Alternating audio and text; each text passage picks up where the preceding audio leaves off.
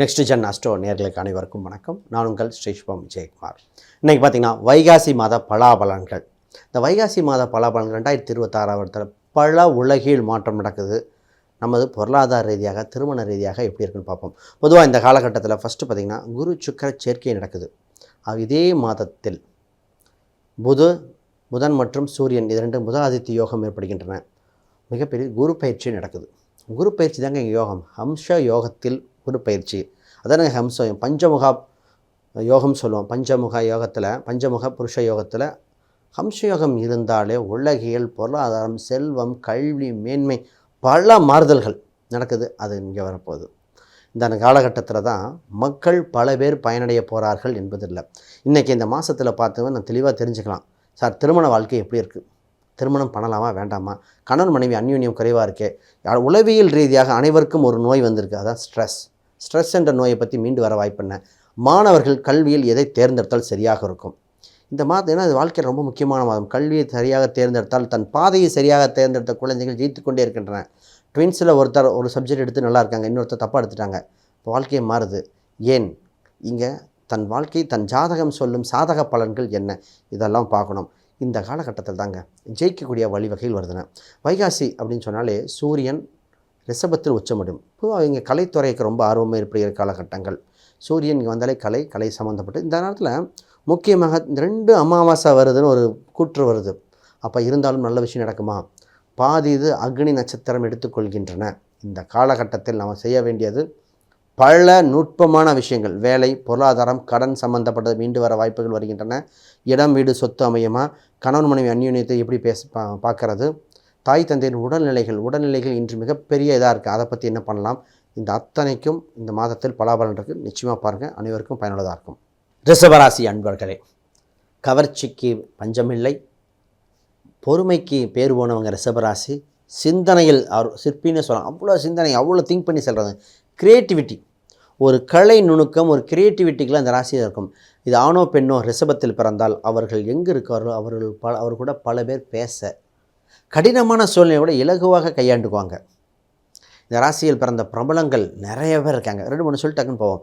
இளையராஜா அவர்கள், சமந்தா, கீர்த்தி சுரேஷ். இப்போ நமக்கு தெரிஞ்ச இன்னும் ஹாலிவுட் லெவலில் இருக்குது கலைத்துறைக்காக, பட் புரியாது. அப்போ இந்த மாதிரி எல்லாம் இந்த ராசி நட்சத்திரத்தில் வராங்க, பார்த்துக்காங்க. அப்போ இந்த ராசி எங்கே இருந்தாலும் மக்களை மகிழ்விக்க, மக்களை கவரும் தன்மை உண்டு. சார், முக்கியமான விஷயம் பேச வேண்டியது. இந்த மாதத்தில் பார்த்தீங்கன்னா குரு பயிற்சின்னு ஒரு வார்த்தை சொல்லியிருக்கேன். உங்கள் ராசிக்கு 3ஆம் இடத்தில் 7ஆம் இடத்தை குரு பார்வை செலுத்தும் காலகட்டம். முதல்ல இந்த ராசிக்கார் ஃபஸ்ட்டு தெரிஞ்சவங்க பண வருவாயை அதிகரிக்க வேண்டிய காலகட்டம். தனதானிய விருத்தியில் கவனம் செலுத்த வேண்டும். அப்போ கையிருப்பு பணத்தை சரியான முதலீடு செய்ய வேண்டிய காலகட்டம். பணம் சேர்க்கலாமான்னு இருக்கிற பணத்தை காப்பாற்ற வேண்டிய காலகட்டம். பணத்தை சரியாக முதலீடு செய்து, இதில் சார் முதலீடு செய்யலாம். முதலீடுக்கு நிறைய ஃபிக்ஸ்டு டெபாசிட், அது வயதுக்கு தகுந்த மாதிரி வரலாம். உங்களுக்கு ஒரு எக்ஸாம்பிள், ஃபிக்ஸ்டு டெபாசிட் போடலாம், பாண்ட்ஸ்ன்னு சொல்லலாம், ஷேர் மார்க்கெட், ரியல் எஸ்டேட், நகை, இது போன்ற ஒரு அம்சத்தில் பணத்தை முதலீடு செய்து காப்பாற்ற வேண்டும். பொதுவாக வீடுன்னு வரும்போது உங்கள் ராசிக்கு 4ஆம் இடத்துல கேது பகவான் இருக்கே. வீடு கட்டுறது யோகமாக. வீடுன்னு வந்துட்டு மட்டும் டாக்குமெண்ட்டை பார்க்கணும். வண்டி வாகனம் பார்க்கலாம், அதெல்லாம் டாக்குமெண்ட்டை பார்க்கணும். நான் ரீசெண்டாக ஒருத்தர் சொன்னேன், வண்டி வாகனம் வாங்கும்போது டாக்குமெண்ட்டை பாருங்கன்னு. அவர் செகண்ட் ஹேண்டு தான் வாங்குறாரு. இல்லை சார், சீப்பஸ்ட் ரேட் சார், வண்டி மெக்கானிக்கை பார்த்துட்டு எல்லாம் பர்ஃபெக்ட்டுங்கிறார். ரெஜிஸ்ட்ரேஷன் அப்போ தெரியும் அந்த வண்டிக்கு பார்த்தீங்கன்னா 8000 ரூபா ஃபைன் இருக்குது. அந்த ஃபைனை கட்டினா தான். அப்போ இவர் கட்டி தான் வாங்குறார். அப்போ டாக்குமெண்ட்டுன்னா நம்ம என்ன நினச்சிட்ருக்கோம், இதையும் சேர்த்து பார்க்கணும். அப்போ வண்டி வாகனம், இடம், சொத்து சம்மந்தப்பட்டது இருக்கின்றன பாருங்கள். சார், நம்ம திருமணத்துக்கு முன்னாடி ஒரு விஷயத்தை போயிடுவோம். உத்தியோகம் மனுஷ லட்சணம் ஆயிடுச்சு. இப்போ உத்தியோகம் புருஷ லட்சணம், மனுஷன் ஆண் பெண் இருவருமே. இப்போ வேலை என்ற ஒரு சம்மந்தப்பட்டது இந்த ராசிக்கு வேலையில் ஒரு மிகப்பெரிய மாறுதல் ஏற்படும் மாதமாக. வேலை செய்யும் இடத்துல பார்த்திங்கன்னா இத்தனை நாளாக இருந்த படிநிலை அப்படியே மாறுதுங்க. வேலை இருக்குமோ இருக்காதோ, எனக்கு கிடைத்த மரியாதை மாற்றம் ஏற்படுமா, அதை விட முக்கியமாக சம்பளம், இதே சம்பளம் இருக்குமா? சார், இப்போ ரெசெஷன் ஒன்று வரப்போகுதுங்க. நான் இந்த விஷயம் ஓப்பனாக இந்த சேனலில் தான் சொல்கிறேன். உலக அளவில் ரெசெஷன் அப்படின்னு ஒன்று வரப்போகுது. அது செப்டம்பர் மாதம் நெருக்கத்தில் வருது. இந்த ராசிக்காரங்க ஃபஸ்ட்டு தயாராக்கணும். ஒரு சேஃபஸ்ட்டு ஜாபில் போய் வைக்கணும். ரெசெஷன் வந்தால் எனக்கு என்னங்க? ஈரானில் குண்டு போட்டால் நம்ம வீட்டில் கேஸ் வரலைங்க. அப்போ அமெரிக்காவில் வேலை வாய்ப்புகள், பொருளாதாரம், பேங்க் ஷட் டவுன் ஆகுதுன்னு வைங்க. அதை கண்டினியூஸாக இங்கே நமக்கு ஃபண்டு வராது. இங்கே இருக்க அதை சார்ந்து தொழில் கொடுக்குறவங்க, நான் ஒரு டாக்ஸி டிரைவருக்கு சொல்லியிருக்கேன். அவருக்கு என்னென்னா, அவர் ஐடி கம்பெனியில் வண்டி ஓட்டிகிட்ருக்கார். சார், ரிசெஷன் வரப்போகுது, உங்களுக்கு வேலை வாய்ப்புகள் மாறப்போகுது, பார்த்துக்கன்னு சொன்னார். அவர் பயப்பட்டார். இது இல்லையான்னு பார்ப்போம். அப்போ வேலை வாய்ப்புகள் நிறைய மாதம் இருக்குன்னா சேஃபஸ்ட்டு பொசிஷன் போய்க்கங்க. கடனை குறைக்க வேண்டிய வழி பாருங்க. இருக்கிற கடனை அடைத்துட்டு சேஃபாக இருக்கிற பொசிஷனுக்கு வாங்க. ஜாபில் ரொம்ப ரொம்ப முக்கியம் வேலை மாறுதல். அது அதாக இருந்தாலும் குயிக்கஸ்ட்டு பொசிஷன், வெளிநாடாக இருந்தாலும். அடுத்து திருமணம். சார் திருமணம் இருக்கா இல்லையா? இல்லைன்னா இல்லைன்னு சொல்லிடுங்க. அதுதான் இந்த கேள்வியாக இருக்கிறது. சார் உங்களுக்கு குருபலன் வருது. சார் குருபலன் வந்தால் திருமணமா? குருபலனும் தசாபுத்தியும் இணை வைத்தான் திருமணத்தை கொடுக்கின்றன. உண்மை போட்டு உடச்சிருவாங்க. ஏன்னா குருபலன் வருது புலி வருது மாதிரி சொல்லிட்டு அப்போ ஏன் திருமணம் நடக்கலாம்னு கேள்வி வரும் இல்லையா? சார் குருபலன்கிறது நம்ம விருப்பப்படுற மாதிரிங்க. தசாபுத்திங்கிறது நமக்கு கிடைக்கிற மாதிரி. அப்போ நம்ம விருப்பப்படாது கிடைக்கும். தசாவின் வலிமை பொறுத்து தான். அப்போ விருப்பமும் தசாவும் ரெண்டும் நடக்குன்னா நம்ம கோச்சாரமும் தசாவும் இரண்டும் இணைந்து திருமணத்தை நிகழ்வை நடத்தணும். அப்போ கோச்சாரங்கள் திருமணத்துக்கு வாய்ப்பை கொடுக்கின்றன. ஜாதக அமைப்புகள் தசாபுத்திகளும் அதுக்குண்டான பரிகாரங்களும் செய்யுது. திருமணத்தில் இன்று மிகப்பெரியதாக இருக்குது. மிகப்பெரிய திருமண பொருத்தத்தில் பார்க்கும் முறை மாறி இருக்கிறதுன்னு ஓப்பனாக ஸ்டேட்மெண்ட் கொடுக்குறேன். ஏன்னா அந்த காலத்தில் பார்த்த 10 பொருத்தம் 10வது பொருத்தம் ஆயிடுச்சு. ராகுக்கேது மட்டும் பார்த்தோமா பத்தாதுங்க. ஏன்னா எல்லோரும் 6ஆம் பாவத்தை வலிமைப்படுத்தி கொண்டிருக்கோம். 6ஆம் பாவங்கிறது என்னென்னா சார் 6ஆம் பாவங்கிறது வேலை ரீதியாக எல்லோரும் வேலைக்கு போகிற தப்பு இல்லை. 6ஆம் பாவம் கடன். அதே 6ஆம் பாவத்தை வலுப்படுத்தி கொண்டே இருக்கும் காலகட்டத்தில் திருமண வாழ்க்கைகள் பாதிக்கின்றன. அதுக்கு நிவர்த்தி ஸ்தானம் பார்க்கும் முறை. காதல் தான் இன்றைக்கி மிகப்பெரிய. காதல் கைகூடுமா, கரை சேருமா? காதல் நிறைய பேருக்கு இருந்து அவங்களுக்கு எப்போதாங்க அவங்க காதல் சம்பந்தம் 5ஆம் இடத்தில் நின்ற கிரகங்கள் தீர்மானிக்கின்றன. 5-11 சம்மந்தப்படுதா? 5-8 திருமண வாழ்க்கையில் வேறு பிரச்சனையை கொண்டு வருகின்றன.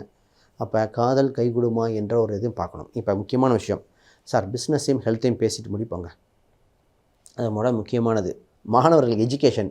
சார் மாணவர்கள் பேரண்ட்ஸ் வீட்டில் மிகப்பெரிய தலையில் ஒரு மிகப்பெரிய அடியாக இருக்குதுன்னா என்ன சப்ஜெக்ட் எடுத்தால் என் குழந்தைங்க நல்லாயிருக்கும். பெற்றோர்கள் தன் குழந்தையை மிகப்பெரிய வளர்ச்சி ஸ்தானத்தை கொடுக்க காத்திருக்கார்கள். குழந்தைகள் ஒத்துழைப்பும் கொடுக்கின்றன. ஆனால் ப்ரைவேட்டாக கவர்மெண்ட் காலேஜா மேனேஜ்மெண்ட்டில் ஃபீஸ் கட்டிடலாமா? என்ன சப்ஜெக்ட் எடுக்கலாம்? டிப்ளமோவா இன்ஜினியரிங்கா?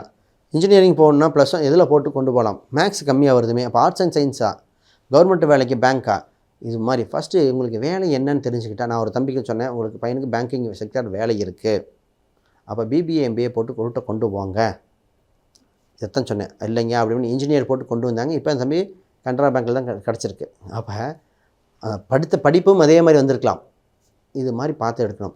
சார் பிஸ்னஸ் சம்மந்தப்பட்டது கொஞ்சம் கவனமாக பார்க்கணும். ஏன்னால் உங்கள் ராசிக்கு 10ஆம் இடத்தில் 10க்குரிய 11ஆம் ஸ்தானத்திலிருந்து இருக்கின்ற தொழில் வளர்ச்சி அடையக்கூடிய காலகட்டத்தில் கவனமாக செயல்பட்டு வெற்றி வாய்ப்பை பார்க்கணும். தெரியாமல் ரிஸ்க் எடுக்காது கொஞ்சம் கவனமாக பார்க்கணும். ரொம்ப ரொம்ப முக்கியம். தொழிலில் கவனம்.